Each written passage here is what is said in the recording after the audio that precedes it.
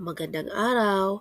Ang ating tatalakayin ngayon ay ang tungkol sa pamamahala sa klase or classroom management at ang paglikha ng makabuluhang kapaligiran sa pagkatuto. Ang pamamahala sa klase ay hindi hiwalay sa proseso ng pagkatuto. Sa kontemporaryong pananaw sa edukasyon, ito ay itinuturing na pedagohikal na gawain at hindi lamang siya administratibong tungkulin. Ang kalidad ng interaksyon sa loob ng silid-aralan sa pagitan ng guro sa mag-aaral at mag-aaral sa kanyang kapwa mag-aaral, ito yung nagiging saligan ng makabuluhang pagkatuto. Ang pamamahala sa klase ay isang sistematikong disenyo ng karanasan sa pagkatuto. Nakapaloob dito yung pagbuo ng pamantayan ng asal, ang organisasyon ng oras at espasyo, at pamamahala ng interaksyong panlipunan. Hindi layunin ng pamamahala ang pagkontrol kundi pag-unlad ng disiplina bilang internal na pagpapahalaga at hindi panlabas na takot. Kapag malinaw ang estruktura ng klase, bumababa ang hindi kanais-nais na asal at tumataas naman ang pakikilahok o yung participation at nagiging predictable at ligtas ang kapaligiran para sa pagkatuto.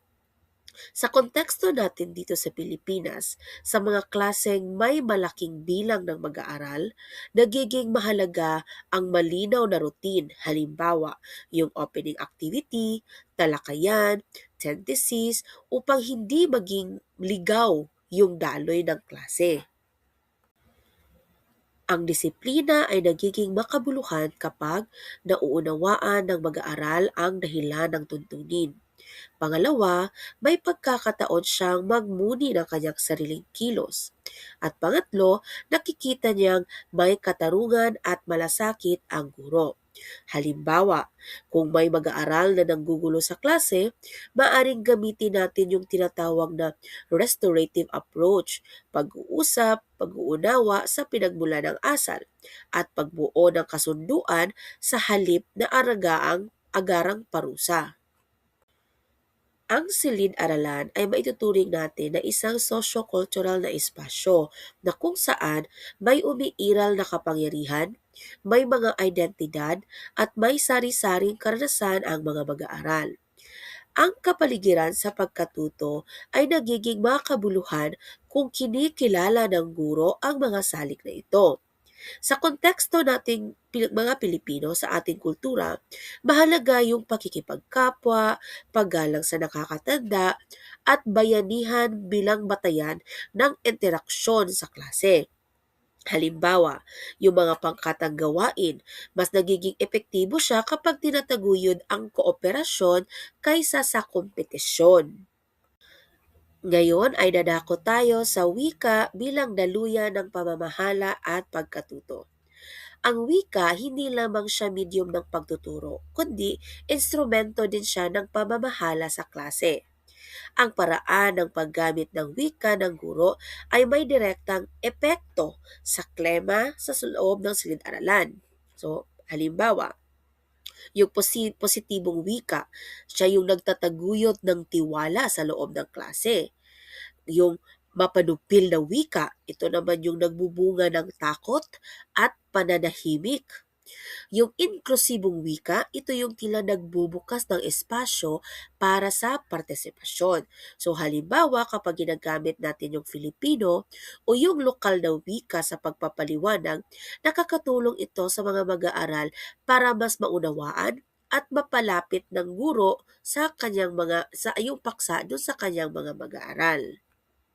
Isa sa mga papel ng guro ay siya yung tagapagdisenyo ng karanasan sa pagkatuto. Ang guro hindi lamang siya tagapagpatupad ng kurikulum, kundi siya din ay tagapagdisenyo ng kapaligiran. Ang bawat desisyon mula sa ayos ng upuan hanggang sa uri ng tanong, ito ay may implikasyon sa pamamahala sa klase. Ang mahusay na guro ay may malinaw na layunin, may empatya sa kalagayan ng mga mag-aaral, at may kakayahang mag-angkop sa sitwasyon. So halimbawa, yung tinatawag natin na flexible setting at saka student-centered activities. Ito yung nagpapabawas ng passive, ng mga pasibong asal at nagtataguyod ng aktibong pagkatuto. Narito yung ilan sa mga tuntunin sa pamamahala sa klase, pero syempre sa panahon na kayo na talaga yung guro na namamahala sa inyong klase, mas kilala kasi ninyo ang inyong mga estudyante, kaya po pwede ninyong bawasan ito o kaya ay dagdagan. So una, igalang ang sarili, guro at kapwa mag-aaral. So ang paggalang yung pundasyon natin, 'di ba, sa positibong ugnayan sa klase. So kasama na rito yung pakikinig kapag may nagsasalita, pag-iwas sa pag-iinsulto at maayos na pakikitungo sa lahat. Pangalawa, makinig at sumunod sa panuto sa unang pagkakataon. So pinapahalagahan natin dito yung oras ng klase at pinapanatili yung maayos na daloy ng aralin. Ang malinaw na pakikinig ay nakakatulong upang maiwasan ang kalituhan at pagkaantala. Pangatlo, maging handa sa klase sa lahat ng oras. Yung pagiging handa, ibig sabihin is may dalang gamit, nakabukas yung isip, no? Open-minded siya, at may kahandaang makilahok. Ito na nagpapakita ng pananagutan ng mag-aaral sa kanyang sariling pagkatuto. Pang-apat, magsalita lamang kapag may pahintulot at may kaugnayan sa paksa. So tinuturuan natin dito yung mga mag-aaral ng wastong pakikipagkomunikasyon at paggalang sa pagkakataon ng iba na magsalita. At panglima, gamitin ang wika at kilos na nakabubuti sa kapaligiran ng pagkatuto. Yung maayos na pananalita at asal ay nakakatulong sa paglikha ng ligtas at suportibong silid-aralan na kaaya-aya sa pagkatuto. Pang-anim, palagi natin ito naririnig, yung panatilihin ang kalinisan at kaayusan ng silid-aralan. Yung malinis at maayos na kapaligiran, ito yung nakakaapekto sa konsentrasyon at disiplina ng mga mag-aaral, kaya binibigyang emphasis natin ito. Pangpito, gamitin ang gadgets at teknolohiya ng may pahintulot sa guro. Lalong-lalo na sa panahon ngayon na may mga estudyante na nagdadala ng kanilang mga gadgets. So makakaapekto yun sa kanilang pagkatuto. So layunin natin dito na matiyak na yung teknolohiya ay nagagamit bilang kasangkapan sa pagkatuto at hindi siya sagabal sa aralin. Pangwalo, maging responsable sa sariling gawain at kilos. Tinuturuan natin ang mga mag-aaral na akuin ang bunga ng kanilang desisyon, positibo man o negatibo. Ito ay bilang bahagi na rin ng paghubog ng disiplina. Siyam, makilahok ng may aktibo at may paggalang sa mga gawain ng klase. Yung aktibong partisipasyon ay isa sa mga susi sa makabuluhang pagkatuto at pagpapalakas ng tiwala sa sarili ng mga mag-aaral. So, 'di ba, kinakailangan na para maging atin ding maitaguyod at saka makamit yung layunin sa isang paksa, kinakailangan din ng aktibong partisipasyon ng ating mga estudyante. Pang-sampo, sundin ang napagkasundoang kahinatnan ng bawat tuntunin.